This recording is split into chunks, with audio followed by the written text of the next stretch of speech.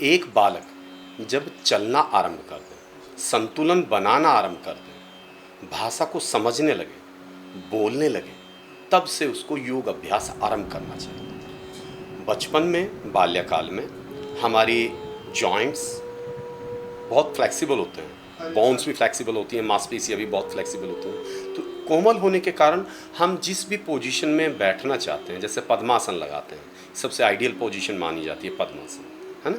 तो पद्मासन में जैसे बैठते हैं तो वो बहुत कंफर्टेबल रहता है बालकों के लिए, क्योंकि उनकी जॉइंट्स इतने स्टिफ नहीं हैं। लेकिन जैसे जैसे एज बढ़ती जाती है वो स्टिफ हो जाती है।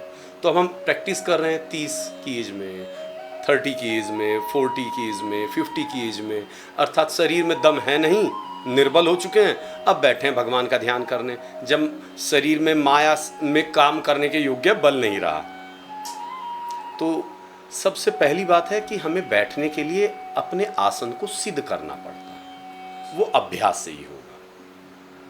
जैसे भगवान श्री कृष्ण ने कहा है भगवत गीता में अर्जुन को, अभ्यास तो कुंते वैराग्य च गृह्यते। हे कुंती पुत्र अर्जुन, बारंबार अभ्यास कर और वैराग्य का भाव कर। वैराग्य किससे करना है? इस संसार से। तभी तो किसका ध्यान करेंगे? नहीं तो ध्यान किसका होगा? माया का होगा। हाय मेरा धन, हाय मेरा परिवार, हाय मेरे बच्चे, ये समस्या उत्पन्न हो जाती है। तो ध्यान करने के लिए भी सबसे पहले वैराग्य और बारंबार अभ्यास। हाँ, आपने भी पूछा है कि अवस्था क्या होनी चाहिए। महर्षि वेदव्यास ने ब्रह्म सूत्र में स्पष्ट बताया और भगवान श्री कृष्ण ने भगवत गीता में भी स्पष्ट बताया कि ध्यान करने के लिए देखो इस प्रकार से मैं आपको बताता हूँ। छाती ऊपर उठी होनी चाहिए, सिर और गर्दन सीध में होना चाहिए। ये अवस्था ही आइडियल मानी जाती है। अब इसका साइंटिफिक रीजन पूछेंगे तो इस प्रकार से है, क्योंकि मैं अब जो अपनी मेरी कमर की मसल्स हैं उनको मैंने एंगेज कर लिया। उनको एंगेज करने से क्या होगा? मुझे हर समय अलर्ट रहना पड़ेगा, चैतन्य रहना पड़ेगा उस मसल्स को, अपनी स्पाइन को सीधा रखने के लिए। और स्पाइन को यदि सीधा रखना है तो हर समय मुझे रखना है चैतन्य, और चैतन्य के कारण क्या होगा? मैं जिस भी अवस्था में हूँ उसमें वर्तमान में रहूँगा, प्रेजेंट में रहूँगा। भगवान श्री कृष्ण क्या कहते हैं भगवत गीता में? ना भूत में रहो ना भविष्य में रहो, वर्तमान में रहो। और वर्तमान में आप तभी रहेंगे जब आप चैतन्य रहेंगे। और चेतना का सबसे बड़ा स्तर क्या रहेगा? कि आप शरीर में चेतना लाएं। जिस अवस्था में बैठे हैं उसको चैतन्य करें। अब बहुत से लोग ध्यान कर रहे हैं, ऐसे ऐसे कमर उनकी झुक जाती है, ऐसे सो जाते हैं, फिर बाद में कहते हैं गुरुजी बड़ा अच्छा ध्यान हुआ, क्योंकि वो गहरी नींद में चले गए।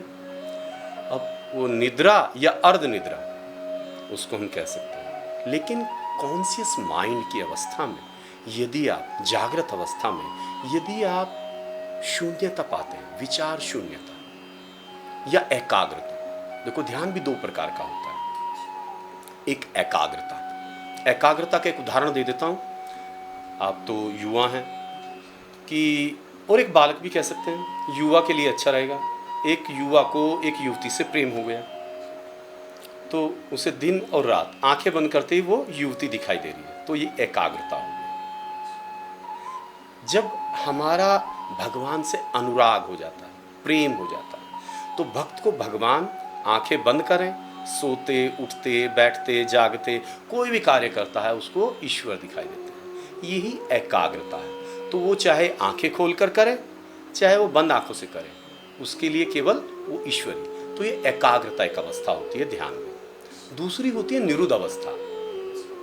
तो अर्थात इसमें आपको शून्यता रहेगी, कोई भी विचार नहीं रहेगा। और ये भी आपको प्राप्त हो सकता है, हम जो विधियाँ कराते हैं जैसे मंत्र उच्चारण के द्वारा, प्राणायाम के द्वारा, आप सरलता से विचार शून्यता में जा सकते हैं और इस ध्यान की अवस्था को बड़ी सरलता से अनुभव कर सकते हैं। मैंने तो बहुत लोगों को चैलेंज किया है कि आपने कभी क्या विचार शून्यता अनुभव की है?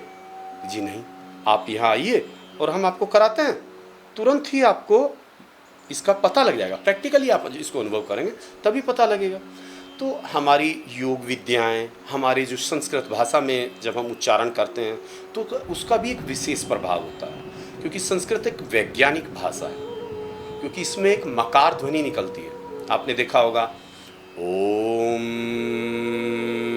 ये मकार जो नाक से ध्वनि आ रही है, ये मकार कहलाती है। जैसे हम मंत्र उच्चारण करते हैं, कर्पूर गौरम करुणावतारम, ये जो मकार ध्वनि है ये केवल संस्कृत भाषा में ही अधिक निकलती है। जब हम इस भाषा में बात करते हैं, उच्चारण करते हैं, तो इसके कारण, मकार उत्पन्न होने के कारण हमारा मन शांत हो जाता है। ये अन्य किसी भाषा में नहीं होता।